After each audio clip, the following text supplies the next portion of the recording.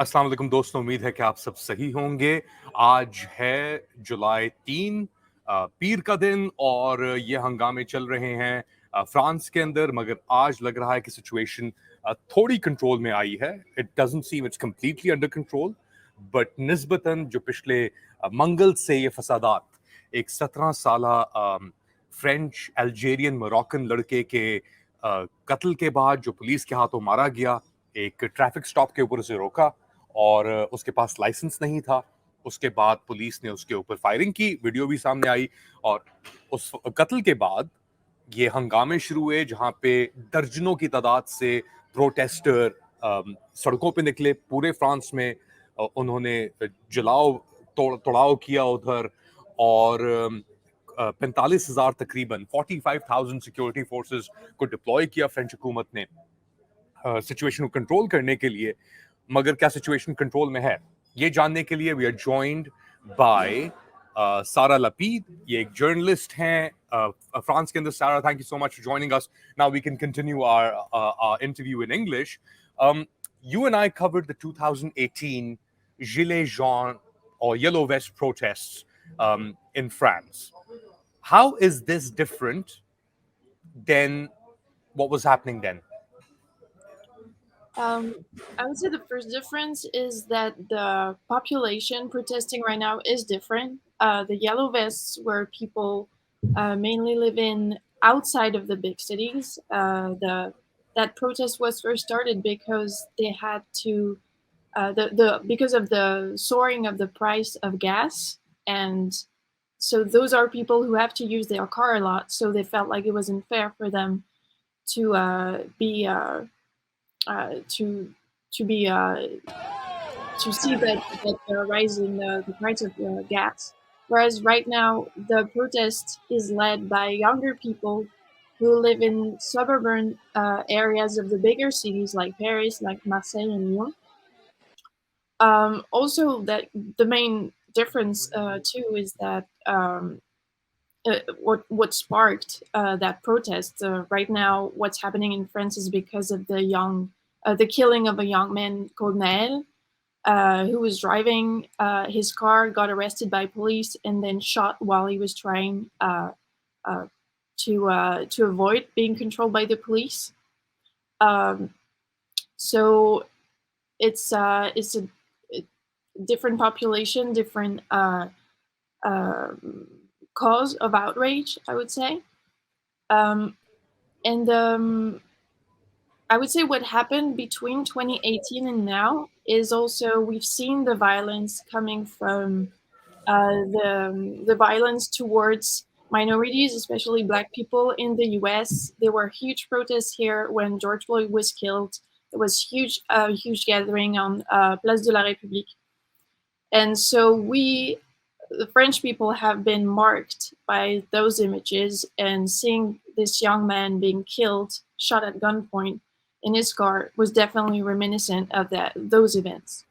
It's interesting you mentioned that Sarah, the individual that was killed, the 17-year-old boy Nahel. We saw the videos on Twitter of the police stopping him in a yellow Mercedes that he was driving. He didn't have any license or driving license or documents, and then he tries to speed away and he's killed.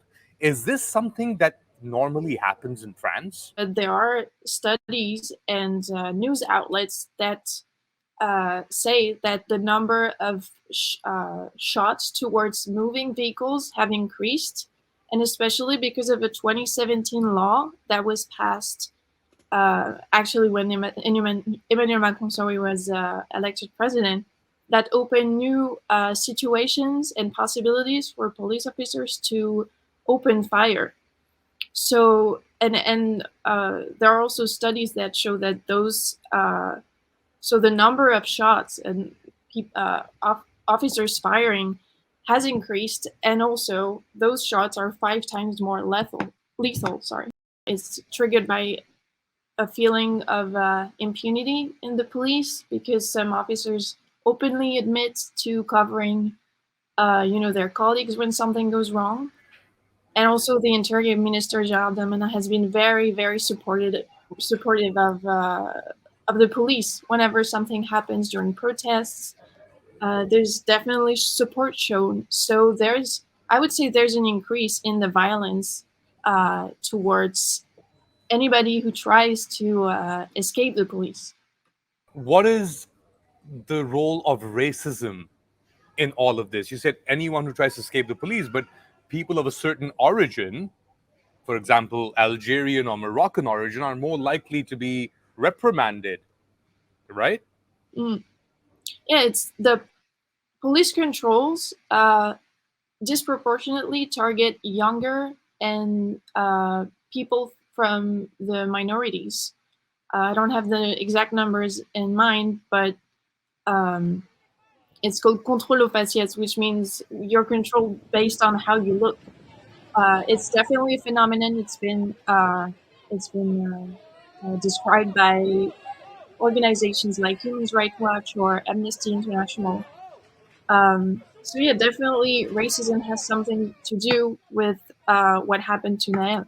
What about the role of Islamophobia? We've seen in French society, politics over the past few years, Marine Le Pen has come, has risen. She has a standing in politics now in parliament. So, and Emmanuel Macron has been playing catch up. He's also trying to, beat the drums of Muslim takeover, so to speak, or sending those signals. What about the role of Islamophobia in French society?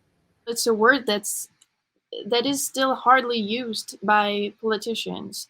Islamophobia is a word that's merely used by the left, the far left, actually, and even recognizing that there's a form of racism that targets Muslim is a step that a lot of politicians aren't willing to make.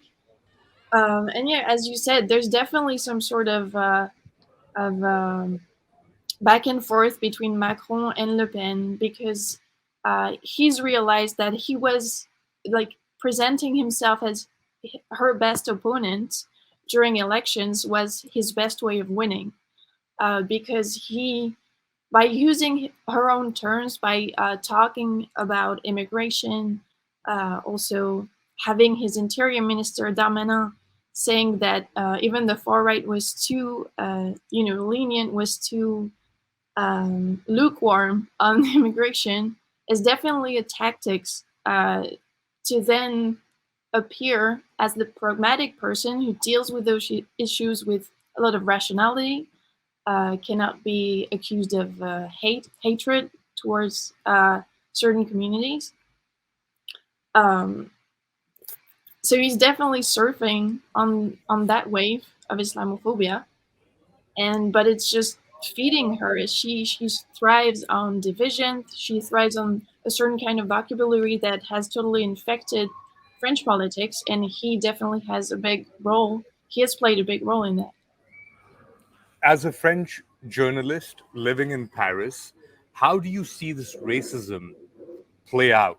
You're talking about at the political level with politics of Le Pen or Macron, but on the ground, tell us how this plays out in the lives of an average 17-year-old from Morocco or Algeria who's a French citizen born in France.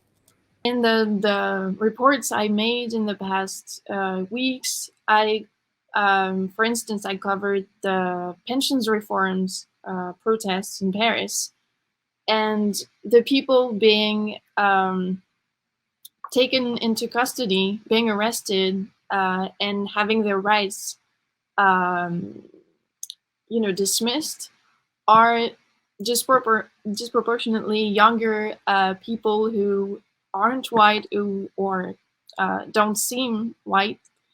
Like this guy that I interviewed, who's just a student who spent uh, almost 4 days in 1 week into custody and he heard racist comments by police officers during his time in jail. It's just stories of young people because I would say disproportionately targets young people. Um, Young people not being able to live their life the same way that white people do on the streets, on their daily life. The protest was a particular case because the whole situation was very intense, but it's very telling that those are the people who end up in custody and then even in front of court. There's an economic class angle to this as well, right? Between the haves and the have-nots. And usually the have-nots are people that come or are perceived as outsiders, not French enough, right? Mm. How does that play out in the economic sense as far as employment is concerned, jobs are concerned? Mm. Well, what's the whole point of the protests that are taking place right now aren't just about this young man being shot. It was triggered by this feeling that there aren't the same economic opportunities for people who are from the minorities. Um, it's very well known now that it's harder to get a job, get a house if you have a name that sounds African or North African. Um, so, and also the fact that this guy was living in the suburbs in Nanterre, which is in the suburbs of Paris. In those areas, there aren't the same opportunities as in the rest of Paris. Even taking transportation to go to the center of Paris is sometimes complicated for them. And so there's this whole like social spatial segregation that plays out. And this is also what the protests are about. It's not just about this uh, judicial thing. It's not just about the fact that someone took somebody else's life. It's also about a general anger that's been triggered by this feeling of inequality. This feeling of inequality. We've seen these mass protests, destruction that we haven't experienced in years. Where does this lead to politically? Does Marine Le Pen and the far right become stronger as a result of what's happening? And basically, is Macron done? That's the question.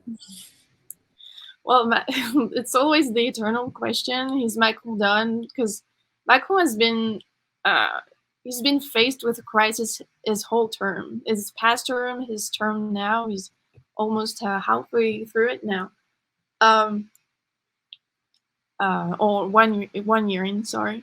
Um, in terms of Marine Le Pen, she of course is going to thrive on the images that we're seeing now because it's going to be very easy for her to say, look at those young people who we keep saying they're not part of the republic. They don't feel like they belong to the republic. Look at them. They're burning stuff. They're burning cars. They're even burning schools and libraries. So that's just evidence that they don't feel like they belong here. So far she's been pretty quiet because I feel like she's probably looking, trying to, have a sense of the general opinion towards what's happening. But she's definitely gonna benefit from that and also benefit from the support that is shown to the police officer because right now there's a fundraising for this officer that raised almost €500,000. Uh, so people have donated for what Wait, they wait, wait, consider. wait. There's a fundraising going on for this police officer who allegedly, Yeah. who says he shot this teenager, uh, and which was come again. I try to explain that for our viewers. So there was an online, fundraising for the family of that officer. Also, he hasn't been killed or hurt at all. It's just to show support. So is he Um, in jail right now? Is he? Is there a legal process pending for him? What's going yeah, on there? he's gonna face an investigation, and I think he's been taken to jail in the meantime. And actually, the government has been pretty firm on qualifying what he did. He's probably gonna have like an exemplary punishment for what he did because the video was pretty explicit.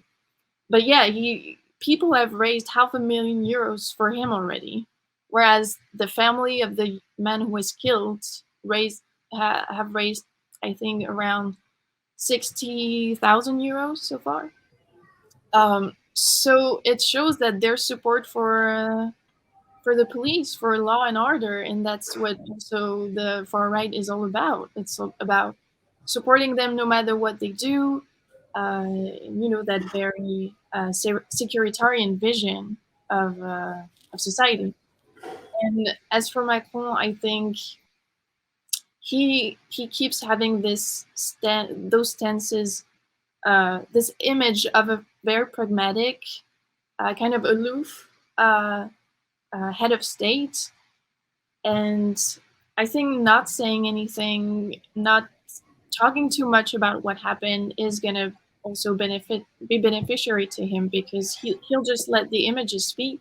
Well, we saw him dancing at an Elton John concert when all of this was okay. Just to wrap it all up, Sarah, is France turning into a police state, and are we seeing the beginning of something that will lead to further segregation, further denial of rights for minority groups? How do you foresee it as a journalist who's been working there for years, who's covered many a demonstration, something the French always tend to do, protest and demonstrate?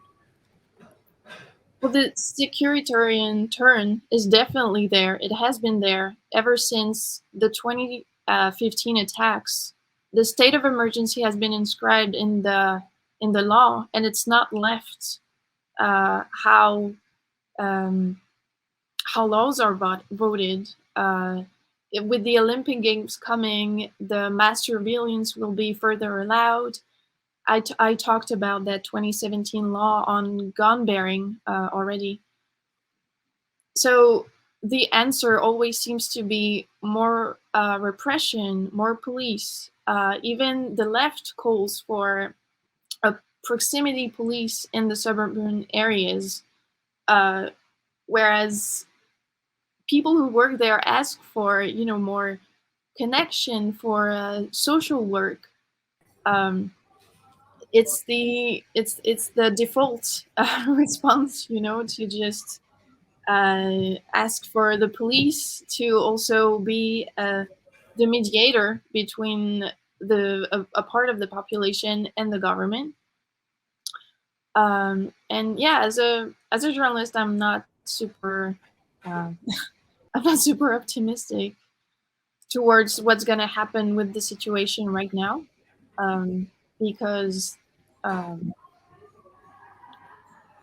I feel like the government's response has been to not say anything, and this cannot. I mean, it won't. It won't improve. It won't improve things. To just stay quiet. Um, and yeah, I didn't grow up in the suburbs, so I'm maybe not the best person to talk about it. But the problems have that have emerged with those protests, they date at least back to 2005, when the same kind of thing happened, and Paris was on fire. The suburbs were on fire for days, if not weeks. So it's just history repeating itself, and I'm not really seeing any improvement in the meantime. It's fascinating just listening to you, and you talk about the suburbs and the city, and anyone who's been to Paris knows it's shaped. It's almost cyclical, with different layers that reach out as a ring. Suburbs are on the peripheries, and the center is where the power's at. Sarah Lapid, thank you so much for this. We will definitely come back to you in the days ahead if this continues, if this violence continues. But it's quite an eye-opening. Your revelations have definitely been eye-opening, and so have the protests. Thanks again. जैसा आपने सुना सारा लपीत से, जो journalist हैं वहाँ पे, और बता रही हैं कि उनको नहीं लगता कि ये सिचुएशन इम्प्रूव होगी, क्योंकि जो एलीट कॉम्पैक्ट है या जो रूलर्स हैं انہوں نے پرواہ کرنا چھوڑ دیا ہے. ان کو یہ احساس ہو گیا کہ جی جو ان کا بیس ہے, جو گورا یا سفید بیس ہے ان کا, وہ اگر یہ چیزیں دیکھ رہے ہیں تو ان کے فائدے میں ہے.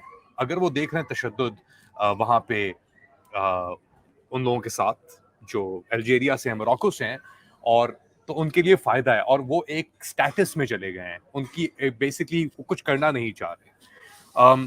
اس سے ہمارے لیے سبق بھی ہیں. ہم پاکستان میں بھی دیکھ رہے ہیں کیا ہو رہا ہے, بیسکلی سچویشن کیسی چل رہی ہے. بٹ اگین اپنے کامنٹس اور سجیشنز آپ بھیجتے رہیں. اس ایپیسوڈ کے بارے میں بھی ہم بتائیں کہ آپ کو کیسا لگا, اور انشاءاللہ آپ سے دوبارہ ملاقات ہوگی.